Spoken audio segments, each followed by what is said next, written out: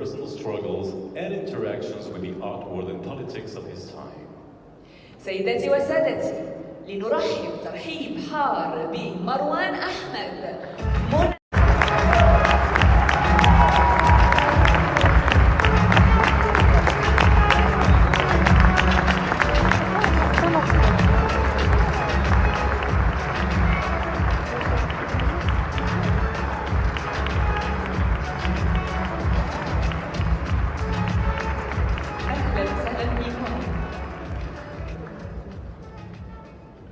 مروان حامد، كنت قد أتيت لتقديم عمارة يعقوبيان هنا في مراكش واليوم. وعايز أقول إن أنا اتشرفت بعرض عمارة يعقوبيان هنا في مراكش، وتم تكريمنا هنا في مراكش من قبل، وأيضا الفيل الأزرق الجزء الأول. والعام الماضي اتشرفنا إن احنا عرضنا هنا في ورشة أطلس جزء من فيلم السينما.